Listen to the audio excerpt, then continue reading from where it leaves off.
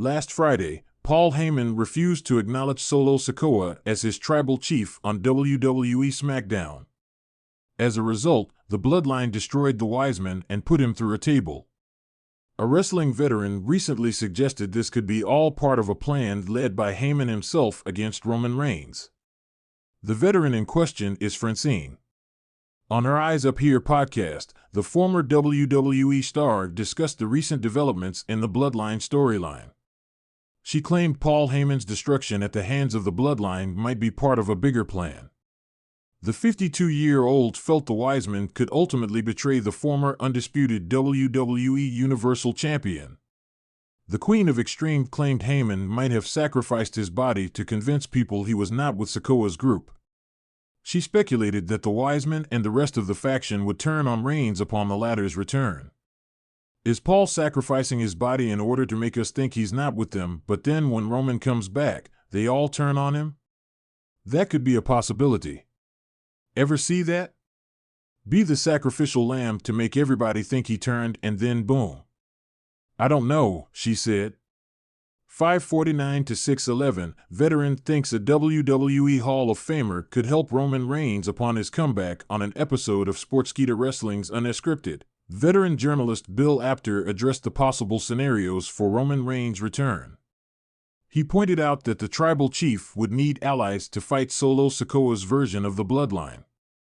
While Apter suggested the Usos might reunite with their former leader, he claimed a Hall of Famer could return to align with the former undisputed WWE Universal Champion. Apter predicted that Rikishi could return to the Stamford-based company to join forces with his sons, Jimmy and Amp, Jay, and Reigns. I got the last guy. Rikishi. Perfect time to bring him back. All he has to do is stink face, and everybody will be happy. He would be on Roman's side, he said. 28:19 onwards, Roman Reigns is expected to return as a babyface. Many believe his comeback could happen at SummerSlam. It would be interesting to see if Paul Heyman would indeed betray him. Do you think Paul Heyman is plotting against Roman Reigns? Hit the discuss button and sound off. The WWE Universe was buzzing with speculation. Whispers of a sinister plot against Roman Reigns had spread like wildfire, igniting the imaginations of fans and wrestlers alike. The mastermind behind these rumors was none other than Paul Heyman, the special counsel to the tribal chief himself.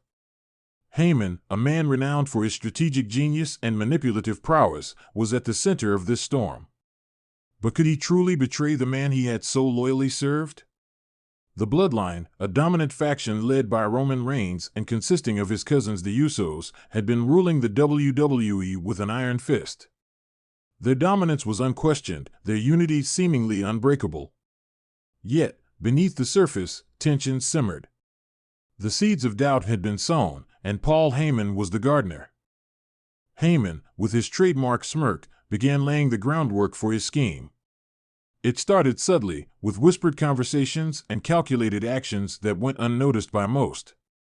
He knew that to bring down a force as formidable as the Bloodline, he needed to exploit their weaknesses from within. And he knew exactly where to strike. JUSO, one half of the Usos, had always been a bit more volatile than his brother Jimmy. Heyman targeted Jay, playing on his insecurities and frustrations. He fed him stories of how Roman Reigns had only ever used him as a pawn, how he would never be more than a lackey in the tribal chief's eyes. Jay's anger and resentment grew, but he kept it hidden, masking his turmoil with a facade of loyalty. Heyman's next move was to plant seeds of doubt in Roman Reigns himself. He began to subtly undermine Reigns' confidence, questioning his decisions in private, making him second-guess his instincts. Heyman was a master manipulator, and he knew how to make Reigns feel isolated, even among his closest allies. He planted the idea that perhaps the Usos were not as loyal as they seemed, that they harbored ambitions of their own. The tension within the Bloodline began to show during their matches. Miscommunications led to mistakes, and mistakes led to losses. Roman Reigns, who prided himself on perfection, was furious. He berated his cousins in front of the WWE Universe, further driving a wedge between them. Heyman watched from the sidelines, his plan unfolding perfectly. One night, during a high-stakes match on SmackDown, the tension reached its breaking point. The Bloodline was set to face a formidable team in the main event. The atmosphere was electric, the crowd eager to see if the Bloodline could hold it together. As the match progressed, it became clear that something was wrong. The usual synchronization and fluidity were absent. Jey Uso, in particular, seemed distracted and off his game. In a critical moment, Jey made a costly mistake, leading to their opponents gaining the upper hand. Roman Reigns, seething with anger, tagged himself in and began to dominate. But the damage had been done. The opponents capitalized on the disarray within the Bloodline and scored a shocking victory. The arena erupted in disbelief as the once unbeatable faction crumbled before their eyes. Backstage, the fallout was explosive. Roman Reigns confronted Jey Uso, his fury uncontrollable. Harsh words were exchanged, and it became evident that the bond between them had been irreparably damaged. Jimmy Uso tried to mediate, but the rift was too deep. Paul Heyman, ever the opportunist, stood back, letting the chaos unfold. In the following weeks, Heyman continued to stoke the flames of discord. He orchestrated scenarios that put the Bloodline members at odds with each other, always ensuring he was there to comfort and advise them.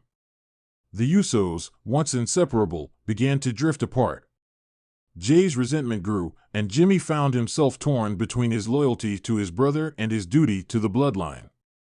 The culmination of Heyman's plot came at a major pay-per-view event. Roman Reigns was set to defend his Universal Championship in a match that would determine the future of the Bloodline. The build-up had been intense, with Heyman subtly manipulating every aspect of the storyline. The night of the match, the atmosphere was charged with anticipation and dread. As Reigns entered the ring, his usual confidence seemed shaken. The Usos were at ringside, their expressions a mix of determination and uncertainty. Heyman, ever the puppet master, watched from the sidelines, his plan nearing its climax. The match was brutal, a true test of Reigns' mettle and the Bloodline's unity. In a shocking turn of events, Jey Uso, driven by his festering anger and Heyman's manipulations, betrayed Roman Reigns. The betrayal was brutal and unrelenting, leaving the WWE Universe in shock. Jimmy Uso, caught in the middle, hesitated but ultimately sided with his brother. The Bloodline, once unbreakable, was shattered. Heyman's sinister plot had succeeded. Roman Reigns, the once mighty tribal chief, lay defeated, both physically and emotionally. The Usos, now united in their betrayal, stood over him, their expressions a mix of triumph and regret. Heyman stepped into the ring, his smirk more pronounced than ever. He had orchestrated the fall of the Bloodline, proving once again that in the world of WWE, no alliance was safe from his machinations. The aftermath of Heyman's betrayal sent shockwaves through the WWE Universe. Roman Reigns, once the dominant force, was now a man seeking redemption and revenge. The Usos, having made their choice, faced the consequences of their actions. And Paul Heyman, ever the opportunist, had solidified his legacy as the ultimate puppet master, a man capable of bringing even the mightiest to their knees.